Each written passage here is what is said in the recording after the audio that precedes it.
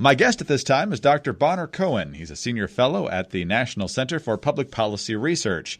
He joins me today to explain why he thinks the Trump administration's recent changes to the Endangered Species Act are not only good for communities and economic development there, but are actually better for the endangered species themselves. There's been a lot of blowback, especially from liberal interest groups and political figures, to the Trump administration's revisions that were announced last week. And Bonner, thanks very much for being with us. Thank you very much for having me. Well, let's just start with the basic facts here. What do the revisions to the Endangered Species Act actually say and do?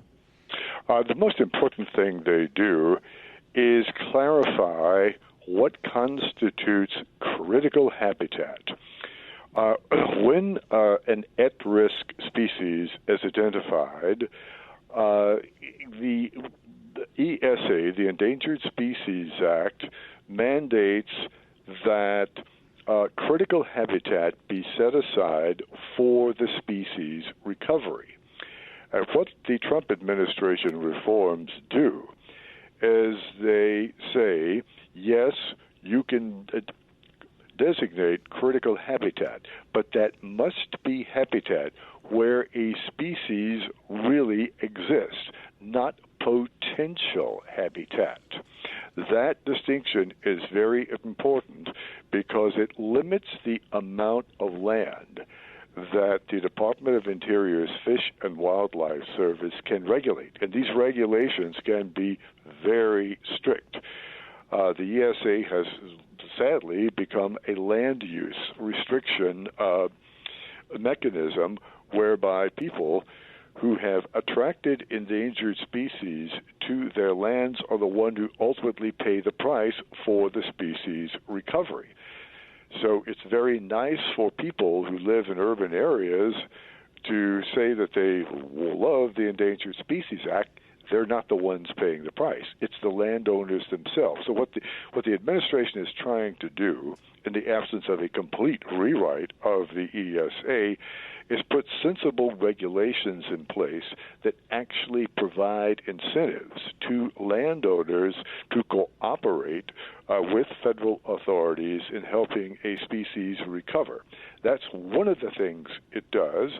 The other important thing is that the revisions restore the original distinction between threatened and endangered species.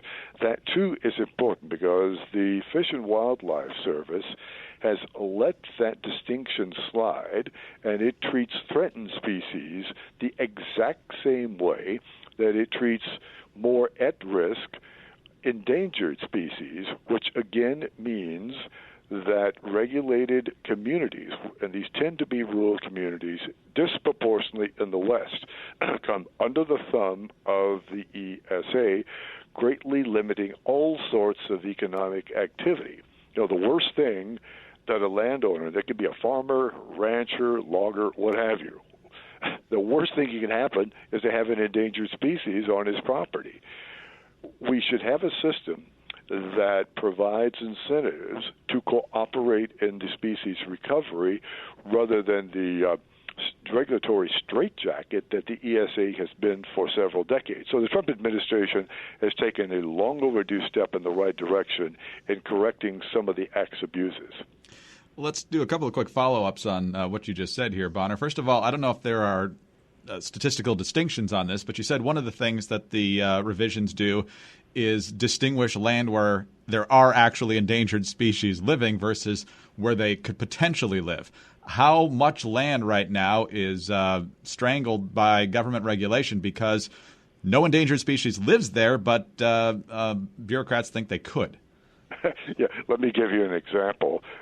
In a recent court case that was settled at the Supreme Court last year, the Fish and Wildlife Service declared 1,544 acres of land in St. Tammany Parish, Louisiana, critical habitat for a creature known as the Dusky Gopher frog.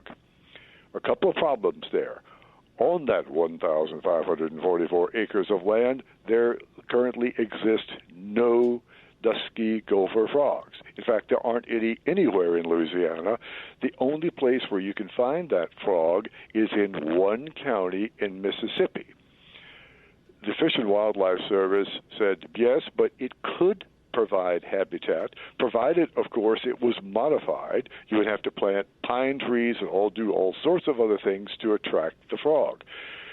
The Supreme Court said no, the Fish and Wildlife Service really doesn't have that kind of power, and there are limits to what the Fish and Wildlife Service can declare critical habitat. So what the Trump administration has just done is pivoting off the Supreme Court decision. It has said, okay, we are setting limits that species must live on the land at the time of designation. We will regulate that land and not force people to undergo the rigorous regulatory restrictions just because their land at some yet-to-be-determined point in the future could, under certain circumstances that currently do not exist, be the habitat of an at-risk species. Let me move on to another point here. You mentioned that the designation has blurred over the years from endangered versus threatened. This would take it back to the original meaning. What is the current distinction between endangered and threatened? Okay, endangered species are considered by biologists to be more at risk. These are creatures, and they can be plants, or they can be plants or animals. These are things which could, in fact, go extinct if certain measures are not taken. Threatened species, on the other hand, are plants and animals whose numbers have declined. In other words, their category is not as serious as threatened. But once the two categories become blurred, and they have been blurred now for a couple of decades, the regulatory consequences for someone who has a threatened species on his property or an endangered species are exactly the same. So what the Trump administration's Department of Interior has done is gone back and reestablished, in accordance with the original intent of the law, gone back and reestablished that very important distinction.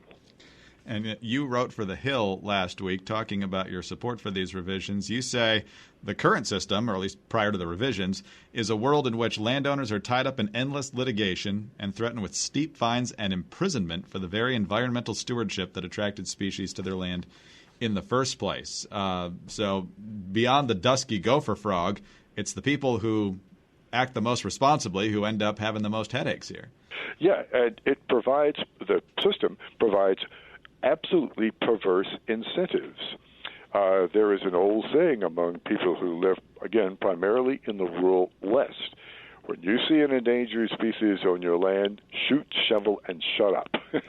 Because if the feds ever find out that you have one of these things on your property, if you're a rancher, a farmer, a fruit grower, or what have you, you stand to have your livelihood shut down. Well, that is a system that is doomed to failure, and it's one of the many reasons why, of all the species that have been put on the endangered species list, and there are over 1,600 of them, only 40 have been removed in 46 years, and 20 of those were removed because, A, the species were already extinct by the time they went on the list, and B, it was determined that they weren't endangered or threatened in the first place. The alligator in the southeast being a prime example. So it's even by the standards of a federal program, it's a colossal failure. And again, barring a complete rewrite of the act, what the administration has undertaken is just brought some common sense and sanity into the whole thing, and attempting to create a framework within which landowners can work cooperatively with federal officials to recover species. The purpose of the exercise should be to recover the species, not to limit land use for the purpose of limiting land use. We're talking with Dr. Bonner Cohen, and as I mentioned at the outset, and I'm sure you're aware, sir, there's been quite a bit of criticism of these revisions to the Endangered Species Act. Here is Jeff Corwin. He's a conservationist who appeared with Brian Williams on MSNBC. Here was his reaction to the changes. And I can tell you from my heart that there has never been a presidential administration more willfully, more purposefully negligent when it comes to the stewardship of our natural resources than the Trump administration. They have shown that they put power, politics, and profit above protecting not only the symbols of who we are as a country, but also the natural resources that we depend upon. I've also got emails from activist groups in my inbox saying that Trump is trying to destroy, in all caps, the law that is responsible for saving the bald eagle. So what's your reaction to the reaction? The reaction, of course, is completely predictable because these are the people who have been working hand in glove with federal officials over decades to get species added to the list, not for the purpose of saving those species, but for the purpose of shutting down as much activity on rural land across America as possible. The way the game is played is if you want to end grazing or end mineral extraction, and this could be, by the way, also on public land, not just private land, whatever it is that you want to end, find some species, go through the paperwork of making a filing with the Fish and Wildlife Service, and bingo, in many cases, you get your wish. The species is put on the endangered species list where it can stay not just for years, but for decades. Because what the critics of the Trump administration's move will never acknowledge is the ESA doesn't work. It works very well, actually, for the environmental community, which is primarily interested in shutting down the economic activity in the rural U.S., but it doesn't work for species. You could hardly dream up a program with a worse track record than the ESA has. Fascinating, and definitely a different perspective than we're hearing from the monolithic approach to this issue from virtually every mainstream media outlet. Bonner, thank you so much for your time today. We greatly appreciate it. Well, thank you very much for having me. Dr. Bonner Cohen is a senior fellow at the National Center for Public Policy Research. I'm Greg Columbus reporting for Radio America.